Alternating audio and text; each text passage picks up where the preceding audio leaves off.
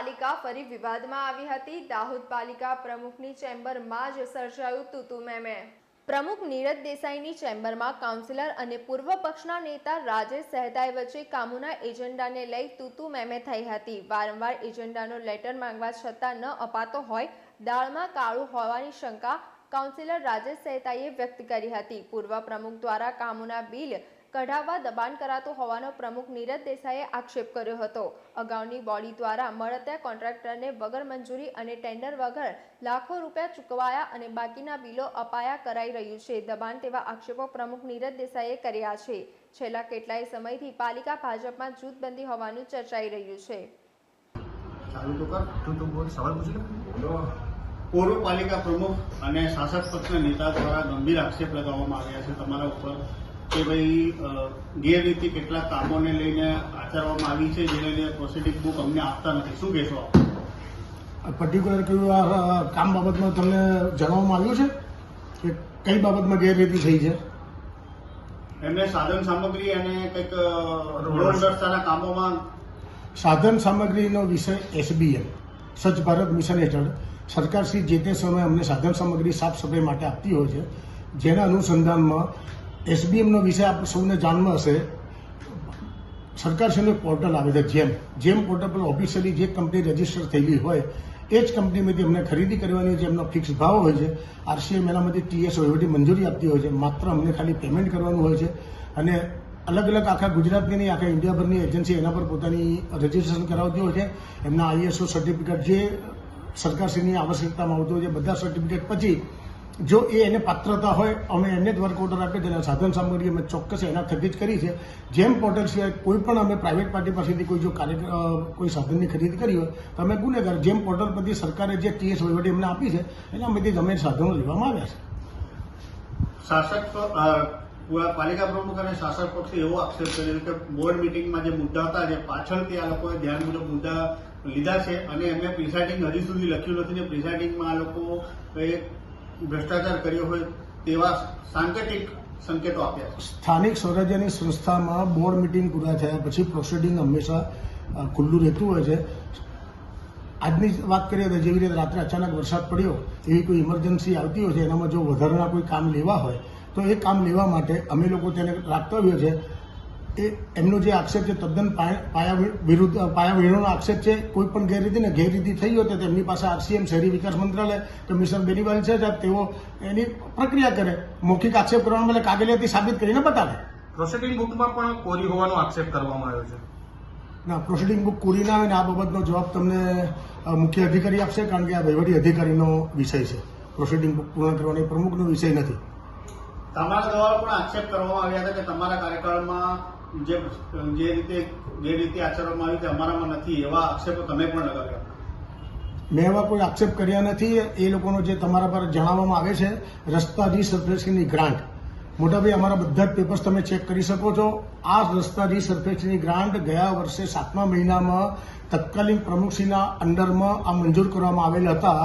મારા બેઠા પછી માત્ર ને માત્ર મેં એને ઇમ્પ્લિમેન્ટ કર્યું છે અને દિવાળીના આગલા દિવસમાં નવરાત્રીના પહેલા દિવસે આપ સૌ પત્રકાર મિત્રોને ભગીની સમાજ પાસેથી જ્યારે મેં રીસર્ફેસિંગનું કામ ચાલુ કર્યું ત્યારે આપ સૌને મેં જણાવ્યું હતું કે આ તમામ રસ્તા સ્માર્ટ સિટી બનાવવાની છે, પણ વધુ પડતા પડેલા વરસાદ અને ત્યાર પછી ખાડા ટેકર અને જે ધૂળોનું સામ્રાજ્ય થઈ ગયું હતું દાહોદમાં, એનામાં પબ્લિકને આંશિક રીતે બી શાંતિ રહે એના માટે મેં રીસર્ફેસિંગનું કામ કર્યું હતું। રીસર્ફેસિંગનું હજી રિપીટ કરું છું, આ શબ્દને વિશેષ લેજો। આનો વર્ક ઓર્ડર મારા પ્રમુખ પદ દરમિયાન આપવામાં નથી આવ્યો, તત્કાલીન પ્રમુખે વર્ક ઓર્ડર આપેલો હતો અને એ જ ગ્રાન્ટમાંથી અમે માત્ર રીસર્ફેસિંગના રસ્તા બનાવ્યા છે।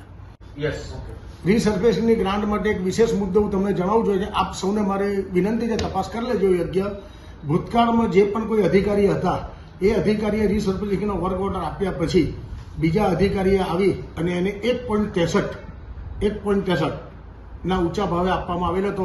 આ 1.63 ના પૈસા ક્યાં ગયા એની જાણ એ લોકોને પૂછીને આપ અમને જણાવજો। હમણાં જે આક્ષેપ અને પ્રતિ આક્ષેપ થઈ રહ્યા છે, એટલે આમ તો એવું કહે છે કે ભાઈ નગરપાલિકાના ઇતિહાસમાં રઘુકુલ રીત સદા ચલી આવી, એટલે જ્યારે પણ શાસક હોય ત્યાં વિરોધ હોય જ છે। એવી રીતના બે જૂથ હંમેશા જોવા મળે છે, પરંતુ એમને એવો આક્ષેપ કર્યો છે કે 7 થી 8 કામ વધારાના લખાઈ ગયા છે। તો એ બાબતની એમને ક્યાંથી ખબર પડી? જ્યારે જો તમે એવો એક આક્ષેપ છે એક બાજુ કે પ્રોસિડિંગ લખાઈ નથી, તો 7 થી 8 કામ વધારાના લખાયા છે એવું એમને ક્યાંથી જાણ થઈ? એમને જાણ થઈ એનો વિષયનો જવાબ એ લોકો આપી શકે. નગરપાલિકાના પ્રમુખને રજૂઆત કરી છે કે પ્રોસિડિંગને લઈ કોઈ આશંકા છે. શું આશંકા છે ને કેટલા દિવસથી આપણે આ પ્રોસિડિંગ આપવામાં આવતું નથી? આ પહેલી વાર નથી માંગણી કરી. પહેલા અમે ચીફ ઓફિસર શ્રીને માંગણી કરી હતી કે ભાઈ પ્રોસિડિંગ આપો તો અમને વિકાસના કામોનો ખ્યાલ આવે.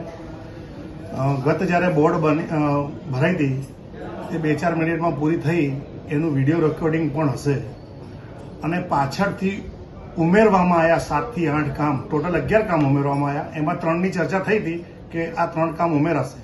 જે 7 થી 8 કામ ઉમેરવામાં આવ્યા છે એમાં ચોક્કસ અમને શંકા છે કે એ જે 7 કામ ઉમેરવામાં આવ્યા છે એમાં કંઈક એવું છે કે પ્રજાના હિતમાં નથી, નગરપાલિકાના હિતમાં નથી, નગરપાલિકાને આર્થિક નુકસાન થાય એવી અમને શંકા એમાં છે. એટલે અમે ચીફ ઓફિસર પાસેથી આ માંગ્યું હતું, પણ 4 મહિના થઈ ગયા છે, હજી સુધી આપતા નથી. ખરેખર પ્રોસિડિંગ 15 દિવસમાં આપવાની હોય છે. શંકાનું સમાધાન ત્યારે જ થશે કે પ્રોસિડિંગ અમારી પાસે આવશે અને જે વધારાના કામ છે એમાં શું લીધું છે એની ડીપમાં જઈશું તો ખ્યાલ આવશે કે શંકા સાચી છે કે ખોટી છે. કયા કામોની ગેરરીતિ થઈ હોય એવું લાગી રહ્યું છે? અમારી પાસે તો પ્રોસિડિંગ આપી જ નથી હજી. અમને જે શંકા છે, જે વધારાના કામ ખરીદીના લીધા છે, જે સાધનો ખરીદી અને અમુક જે રોડના કામ છે એમાં અમને શંકા છે કે અધિકારીઓએ એમના વાળી કરી છે. આપ કહો છો કે 7 થી 8 કામ વધારે લખાયા છે, તો પ્રોસિડિંગ આપને પાછલા રસ્તે મળી ગઈ છે? ખબર કેવી રીતે પડી વધારે 8 કામ લખાયા? એવું ગત બોર્ડમાં કીધેલું છે એમને કે 11 કામ વધારાના લીધા છે. ગત બોર્ડમાં હું હાજર નહોતો, એના પહેલાની બોર્ડની હું વાત કરું છું. ગત આપણે જે બજેટ બોર્ડ છે 3જા મહિનાની, ત્યારે હું ગેરહાજર હતો અને મેં મારી રજાનો રિપોર્ટ પણ મોકલ્યો હતો. એના પહેલાની પણ મને નથી મળી, એટલે એ પણ લેવાની છે ને હમણાંની પણ લેવાની છે. પ્રોસિડિંગ એ મારો અધિકાર છે, કારણ કે મને પણ ખબર પડે નગરના કયા કામો બાકી છે, મારા વોર્ડના કયા કામ બાકી છે, તો એના હિસાબે અમે અમારું આયોજન કરી શકીએ. સીધી વાત છે. એવું કહી શકાય કે નગરપાલિકાની અંદર ભાજપની સત્તા હોવા છતાંય હાલ જે 2 ગ્રુપ પડી ગયા હોય. દેખો, ભારતીય જનતા પાર્ટીના ચુસ્ત કાર્યકર્તા અમે વર્ષોથી છીએ, પરંતુ ઘણીવાર કોઈ ભૂલને લઈને જો નગરનું હિત જોખમાતું હોય તો નગર હિત પહેલા જોવું જોઈએ. પાર્ટી ચોક્કસ અમારા માટે માં સમાન છે, પરંતુ અમારું નગર એ અમારી કર્મભૂમિ અને જન્મભૂમિ છે, એનું હિત પહેલા જોવે. પ્રમુખનો બી એવો આક્ષેપ હતો કે ભાઈ તમારા કાર્યકાળમાં થયું એવું અમે નથી કરી રહ્યા, એટલે એમના આ તથ્યમાં કાર્યકાળ એમનો કે મારો એવું નથી, અમારા બધાનો કાર્યકાળ. અમે બધા એક જ પાર્ટીના છીએ. એ તમારાના મારા કાર્યકાળનો કે પ્રશ્ન, કારણ કે કોંગ્રેસ તો સત્તા પર છે જ નહીં. એટલે કાર્યકાળ તો બધાનો ભેગો જ છે.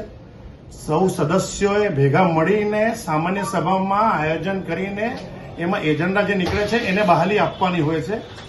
એટલે એ બહાલીના ભાગરૂપે આગળના કામ થતા હોય છે. એમાં તમારો ને મારો કાર્યકાળ એમાં એવું કંઈ હોતું જ નથી.